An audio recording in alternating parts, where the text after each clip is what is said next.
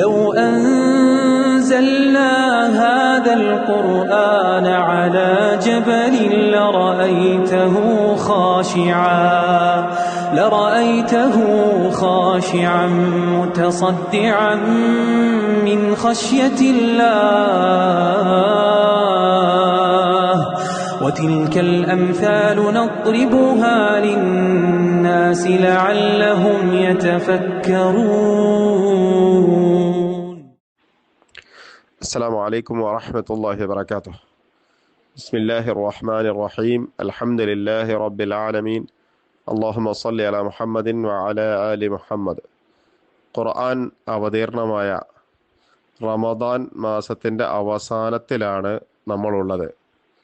ഖുർആൻ പ്രധാനമായും കൈകാര്യം ചെയ്തിട്ടുള്ളത് 3 വിഷയങ്ങളാണ്. ഒന്ന്, അള്ളാഹുവിൻ്റെ ഏകത്വം അഥവാ തൗഹീദ്. രണ്ടാമത്തത് മുഹമ്മദ് നബി സല്ലല്ലാഹു അലൈഹി വസല്ലമയുടെ റിസാലത്ത്. മൂന്നാമത്തത് ആഖിറത്ത്.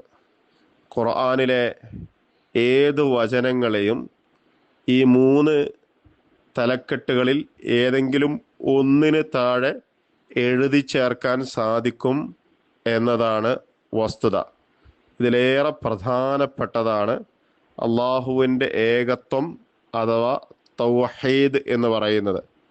മുഹമ്മദ് നബി സല്ലല്ലാഹു അലൈഹി വസല്ലമക്ക് മാത്രമല്ല, മുഹമ്മദ് നബി സല്ലല്ലാഹു അലൈഹി വസല്ലമക്ക് മുമ്പ് അയക്കപ്പെട്ടിട്ടുള്ള പ്രവാചകന്മാർക്കും അള്ളാഹു സുബ്ഹാനഹു വ തആല ഏൽപ്പിച്ചിട്ടുള്ള ഏറ്റവും പ്രധാനപ്പെട്ട ദൗത്യം എന്ന് പറയുന്നത് തൗഹീദ് ജനങ്ങളെ ബോധ്യപ്പെടുത്തുക അഥവാ അള്ളാഹുവിൻ്റെ ഏകത്വത്തിലേക്ക് ആളുകളെ ക്ഷണിക്കുക എന്നതായിരുന്നു.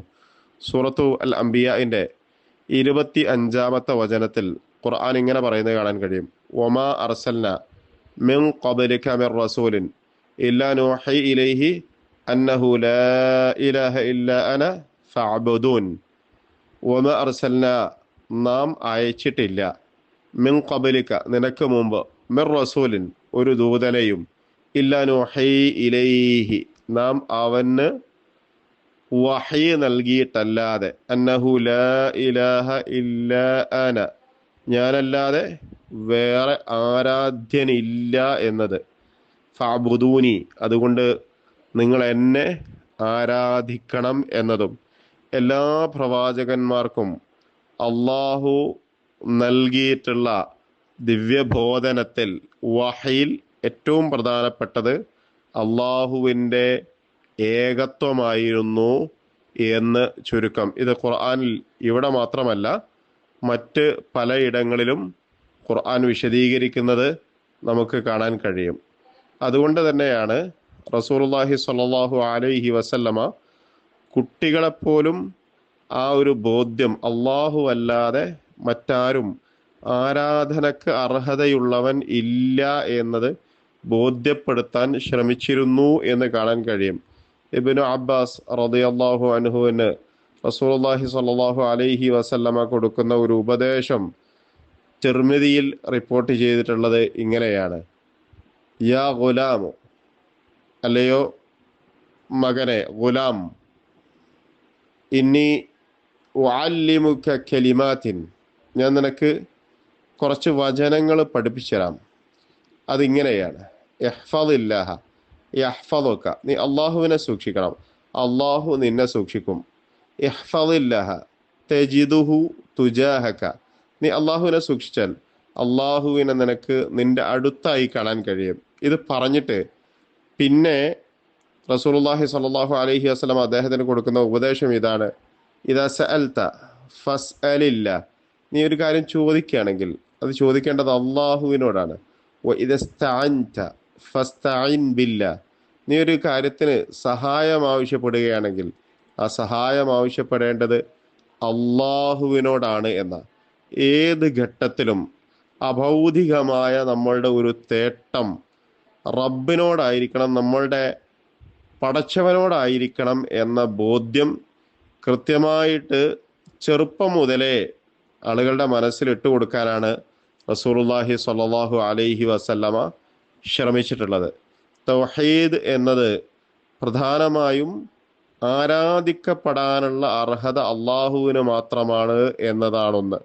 രണ്ടാമത്തത്, അള്ളാഹുവിൻ്റെ വിശേഷണങ്ങളും അള്ളാഹുവിൻ്റെതായ കഴിവുകളും അള്ളാഹു അല്ലാതെ മറ്റാർക്കുമില്ല എന്നത് നമ്മൾ വിശ്വസിക്കലാണ്.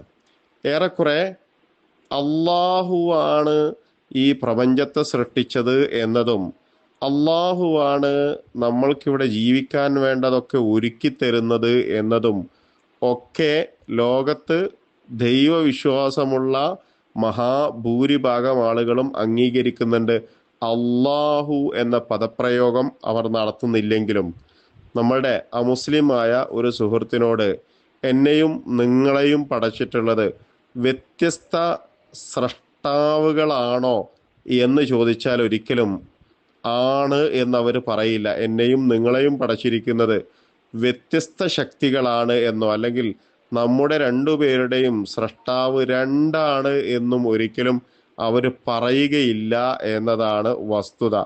നമ്മൾ സൃഷ്ടിക്കപ്പെട്ടതാണെങ്കിൽ സൃഷ്ടിച്ചിട്ടുള്ളത് ഒരേ ശക്തിയാണ് എന്നത് അംഗീകരിക്കാൻ ആർക്കും പ്രയാസമുണ്ടാവുകയില്ല എന്നതാണ് സത്യം. എന്നാൽ ആരാധിക്കപ്പെടാനുള്ള അർഹത ആ ഏകനായ സ്രഷ്ടാവിന് മാത്രമാണ് എന്നതാണ് അംഗീകരിക്കാൻ പലർക്കും പ്രയാസമുള്ള കാര്യം. അത് നാട്ടിൽ കാലങ്ങളായിട്ട് പലതും ആരാധിക്കപ്പെട്ടുകൊണ്ടിരിക്കുന്നു എന്നതുകൊണ്ടാണ്. അതുകൊണ്ടാണ് ഖുർആൻ ആദ്യമായിട്ട് ജനങ്ങളെ അഭിസംബോധന ചെയ്തുകൊണ്ട് നടത്തുന്ന സംസാരം വന്നിട്ടുള്ളത് സൂറ അൽ ബഖറയിലാണ്.